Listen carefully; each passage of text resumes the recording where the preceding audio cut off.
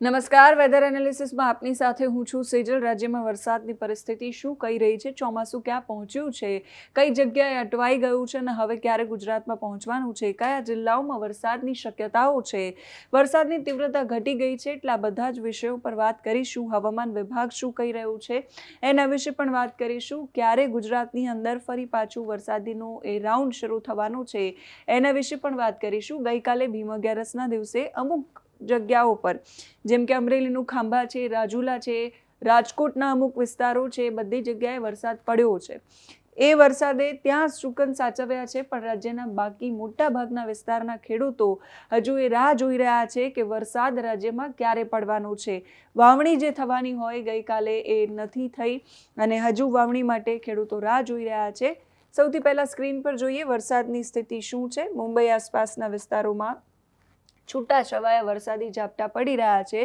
જે સિસ્ટમ બની હતી એના પછીનું જે જોર હતું ત્યાં એ ઘટી ગયું છે ત્યાં પણ, અને ચોમાસું છે એ આ વિસ્તાર આસપાસ રોકાઈ ગયું છે। મુંબઈ, મહારાષ્ટ્ર, નાસિક આસપાસ ચોમાસું છે એ રોકાઈ ગયું છે અને હજુ ચોમાસું આગળ વધે આગામી 2-3 દિવસમાં એવી કોઈ શક્યતાઓ હમણાં નથી।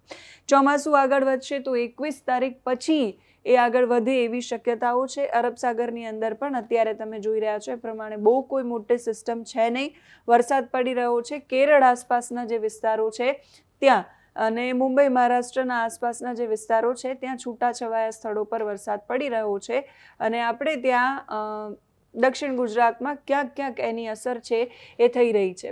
ઉત્તર ભારતમાં, પૂર્વોત્તરના રાજ્યોમાં વરસાદ સાવ નથી, વરસાદની ઘટ છે। એ બધા વિસ્તારોમાં વરસાદ પડે એની રાહ જોવાઈ રહી છે, ત્યાં સાવ કોરું છે। આપણે ત્યાં દક્ષિણ ગુજરાતના જે વિસ્તારો છે ત્યાં વરસાદ પડશે, વરસાદની તીવ્રતા છે હજુ 2-3 દિવસ સુધી ઘટે એવી આગાહી છે, એ પ્રકારની આગાહી વ્યક્ત કરવામાં આવી છે હવામાન નિષ્ણાંતો અને હવામાન વિભાગ દ્વારા। દમણ આસપાસના જે વિસ્તારો છે એમાં અત્યારે વરસાદ દેખાડી રહ્યા છે। આગળ જેમ વધી એમ સ્થિતિ શું છે, સૌરાષ્ટ્રમાં પણ અમરેલી, ભાવનગર, રાજકોટ જેવા વિસ્તારોમાં વરસાદ પડશે અને સુરત, તાપી આસપાસના જે વિસ્તારો છે ત્યાં વરસાદ પડશે। બાકી ખાસ આ 2-3 દિવસ વરસાદની કોઈ શક્યતાઓ રહેલી નથી। મુંબઈ, મહારાષ્ટ્ર આસપાસ પણ વરસાદનું જોર છે એ ઘટી ગયું છે, એટલે આ 11 તારીખ આસપાસ પણ વલસાડ આસપાસના જે વિસ્તારો છે ત્યાં છૂટાછવાયા સ્થળો પર વરસાદ પડે એવી શક્યતા છે। 11 તારીખ સુધી વરસાદની કોઈ શક્યતા નથી। 12 તારીખ, 13 તારીખ પછી રાજ્યમાં વરસાદનું જોર વધશે એવું કહેવાઈ રહ્યું છે, એવી આગાહી અને એવું અનુમાન લગાવાઈ રહ્યું છે। વિંડીમાં પણ 12 તારીખ સુધી તો કોઈ શક્યતા નથી। વલસાડ આસપાસના જે વિસ્તારો છે, તાપી, સુરત, નવસારી, એ બધા વિસ્તારોમાં છૂટાછવાયા સ્થળો પર વરસાદી ઝાપટા પડે એવી શક્યતા છે। ક્યાંક ક્યાંક કોઈક થંડરસ્ટોર્મ એક્ટિવિટી પણ થશે એવું દેખાડી રહ્યા છે ને એના પછી આ ટ્રફ છે જે આમ જઈ રહ્યું છે, એટલે એની અસર પણ ગુજરાતમાં ખાસ થશે નહીં એવું વિંડી અત્યારે દેખાડી રહ્યું છે અને એ સુરત, તાપી આસપાસના વિસ્તારોમાં જ વરસાદ પડે એવું વિંડીનું જે અનુમાન છે। હવામાન વિભાગનું મોડેલ શું કહી રહ્યું છે ત્યાર પછી વાત કરીશું કે જે વરસાદ ગુજરાતના કયા કયા જિલ્લાઓમાં પડવાનો છે। આ 8 તારીખનું આજના દિવસનું હવામાન વિભાગનું મોડેલ કે જ્યાં આ એક પણ વિસ્તારમાં વરસાદની આગાહી નથી। આ જે ભાગ છે ત્યાં જ વરસાદની શક્યતા છે। ગુજરાતમાં ક્યાંક છૂટો છવાયો વરસાદ પડે એવી શક્યતા છે અને આ પરિસ્થિતિ ક્યાં સુધી રહેવાની છે, તો ગુજરાતમાં દક્ષિણ ગુજરાત અને સૌરાષ્ટ્રનો જે દક્ષિણ ભાગ છે ત્યાં વરસાદ અમુક વિસ્તારોમાં છૂટા છવાયા વરસાદ પડે એવી શક્યતા છે અને એનું કારણ કે અરબી સમુદ્રમાંથી આ પવનો તમે જોઈ રહ્યા છો જે આવી રહ્યા છે ઉપરની તરફ, અને એક પવનો આ તરફથી આમ આવી રહ્યા છે। આ બંને પવનોના કારણે, આ સૂકા પવનોના કારણે અહીંયા ભેજ ઉકળાટનું વાતાવરણ વધારે છે। અહીંયાથી જે પવનો આવી રહ્યા છે સૌરાષ્ટ્રના દક્ષિણ ભાગમાં અને દક્ષિણ ગુજરાતમાં એ છૂટાછવાયા સ્થળો પર વરસાદ લાવી રહ્યા છે। હજુ ચોમાસું નબળું પડી ગયું છે, એટલે 20 તારીખ પછી આવવાની શક્યતાઓ છે, એટલે ત્યાં સુધીમાં જો કોઈ મોટી સિસ્ટમ બને છે અરબ સાગરની અંદર તો બની શકે છે કે ચોમાસું છે એ ગુજરાતમાં વહેલું પહોંચી જાય, 20 તારીખ કરતાં વહેલું પહોંચી જાય એવી શક્યતા છે। અને આ 10 તારીખની આગાહી જ્યાં દક્ષિણ ગુજરાતના અરવલ્લી, સાબરકાંઠા આસપાસ એ વિસ્તારોમાં અને દક્ષિણ ગુજરાતમાં સુરત, તાપી, નવસારી, ડાંગ આસપાસના વિસ્તારોમાં વરસાદ 10 તારીખ આસપાસ દેખાડી રહ્યા છે, પણ છૂટો છવાયો વરસાદ હશે, એટલો બધો વરસાદ ધોધમાર વરસાદ પડે એવી કોઈ આગાહી નથી। 11 તારીખ આસપાસ કચ્છના અમુક વિસ્તારોમાં વરસાદ પડશે અને દક્ષિણ ગુજરાતના અમુક વિસ્તારોમાં મોડલ વરસાદ દેખાડી રહ્યું છે. અને ત્યાર પછી બનાસકાંઠા આસપાસના વિસ્તારોમાં 12 તારીખે વરસાદ પડે એવું આ મોડેલ બતાવી રહ્યું છે. કચ્છના અમુક ભાગોમાં વરસાદ છે અને દક્ષિણ ગુજરાતમાં વરસાદ છે એ દેખાડી રહ્યું છે. 13 તારીખથી વરસાદ છે એ ગુજરાતમાં પડશે. કચ્છ, દેવભૂમિ, દ્વારકા, પોરબંદર, જામનગર એ વિસ્તારોમાં, કચ્છમાં અહીંયા ઉપર પણ અરવલ્લી, મહીસાગર, બનાસકાંઠા, ડાંગ, તાપી, નવસારી, સુરત એ બધા વિસ્તારોમાં, વડોદરા, અમદાવાદમાં પણ વરસાદ પડે એવું 13 તારીખથી હવામાન વિભાગનું આ મોડેલ છે એ બતાવી રહ્યું છે કે 13 તારીખથી વરસાદ છે એ વધી શકે છે.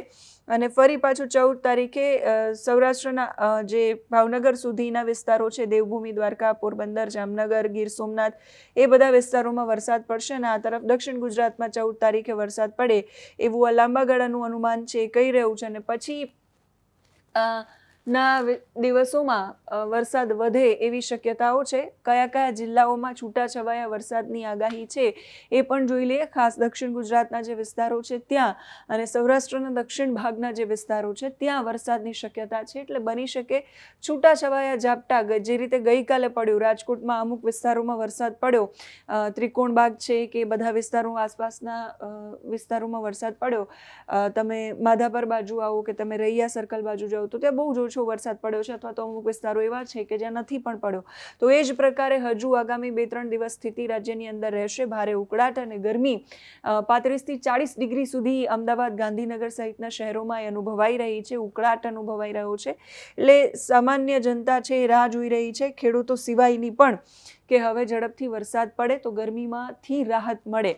પણ હજી રાહતના કોઈ સમાચાર નથી. ચોમાસું છે એ 21 તારીખ પછી 20-21 તારીખ આસપાસ ગુજરાતમાં પહોંચે એવી શક્યતા છે. અત્યારે નબળું પડી ગયું છે. 8મી તારીખ માટેની આગાહી હવામાન વિભાગની, અને જે રીતે કહ્યું એ રીતે દાહોદ આસપાસના વિસ્તારોમાં વરસાદની શક્યતા છે.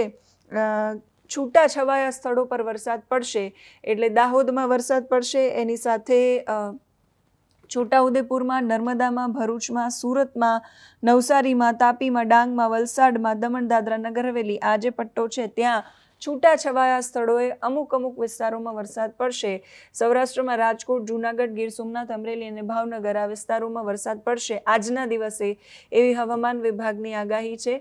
9 તારીખ જ્યાં બનાસકાંઠા, સાબરકાંઠા એ બધા જ વિસ્તારોમાં કોરુકટ રહેવાની આગાહી, આ પૂર્વાનુમાન છે કે જ્યાં વરસાદની કોઈ શક્યતાઓ નથી. માત્ર અમરેલી, ભાવનગર એ 2 વિસ્તારો એવા છે કે જ્યાં કાલે 9મી તારીખે વરસાદ છૂટાછવાયા સ્થળો પર પડી શકે. સુરત, તાપી, ડાંગ, નવસારી, વલસાડ અને દમણ, દાદરા, નગર હવેલી ત્યાં વરસાદ છે એ છૂટાછવાયા સ્થળો પર પડી શકે આવતીકાલે એવી આગાહી છે. પરમ દિવસે એટલે કે 10મી તારીખે એમાં પણ ઘટાડો થશે. અમરેલી, ભાવનગર અને પછી સુરત, તાપીમાં તો વરસાદ નહીં પડે. નવસારી, ડાંગ, વલસાડ, દમણ, દાદરા, નગર હવેલી આ જે વિસ્તારો છે ત્યાં જ છૂટાછવાયા વરસાદી ઝાપટા પડે એવી શક્યતા છે. 11 તારીખની હવામાન વિભાગની આગાહી એ જ પ્રમાણેની જે 10 તારીખે હતી. અમરેલી, ભાવનગરમાં વરસાદની શક્યતા છૂટાછવાયા સ્થળો પર, કોઈ જગ્યાએ જ્યાં ભેજ, અરબ સાગરના પવનો પહોંચ્યા હોય ને જ્યાં ભેજ એકત્ર થયો હોય એ વિસ્તારોમાં લોકલ સિસ્ટમના કારણે વરસાદ પડશે એવી શક્યતા છે. અને આ હવામાન વિભાગની 11 તારીખની આગાહી. નવસારી, વલસાડ, ડાંગમાં વરસાદ, દમણ અને દાદરા નગર હવેલીમાં વરસાદ છૂટાછવાયા સ્થળોએ, અને અમરેલી, ભાવનગરમાં 11 તારીખે. 12 તારીખે પણ અમરેલી, ભાવનગર, નવસારી, ડાંગ, વલસાડ, દમણ, દાદરા નગર હવેલી, અને 13 તારીખે વરસાદની શક્યતા સેમ એજ 11, 12, 13 આ બધા જ દિવસોમાં સેમ આગાહી. અમરેલી, ભાવનગર, નવસારી, ડાંગ, વલસાડ, દમણ, દાદરા નગર હવેલી 13 તારીખ સુધી વરસાદનું આ જ પ્રમાણેનું અનુમાન છે એ હવામાન વિભાગ અને હવામાન નિષ્ણાતો પણ કરી રહ્યા છે. એટલે સિસ્ટમ છે એ ચોમાસું જે આગળ વધી રહ્યું છે એને એ પરિબળો નથી મળી રહ્યા, એના કારણે ચોમાસું નબળું પડ્યું છે ને અત્યારે મહારાષ્ટ્ર આસપાસના વિસ્તારોમાં અટવાઈ ગયું છે. એ ચોમાસું ગુજરાત પહોંચે એવી સૌ કોઈને આતુરતા છે, પણ 20 તારીખ સુધીમાં એવી કોઈ શક્યતાઓ નથી. ઇનકેસ બની શકે કે અરબ સાગરની અંદર હલચલના કારણે કોઈ સિસ્ટમ બને અને એ સિસ્ટમ જેમ ધીમે ધીમે આગળ વધે અને જો એ ઉત્તર તરફ ઉપર આવે તો એ ચોમાસાને બની શકે કે સાથે લેતી આવે અને અરબ સાગરમાં સિસ્ટમ બને તો કદાચ બની શકે કે ગુજરાતના મોટાભાગના વિસ્તારોમાં 13 તારીખ 15 તારીખ સુધીમાં વરસાદ પડે. એવી શક્યતાઓ અત્યારે તો કોઈ વ્યક્ત કરવામાં આવી નથી. હવામાન વિભાગ અને હવામાન નિષ્ણાંતો જે પણ અપડેટ્સ આપતા રહેશે તમારા સુધી પહોંચાડતા રહીશું. તો અત્યારે આ વિડીયોમાં બસ આટલું જ. નમસ્કાર.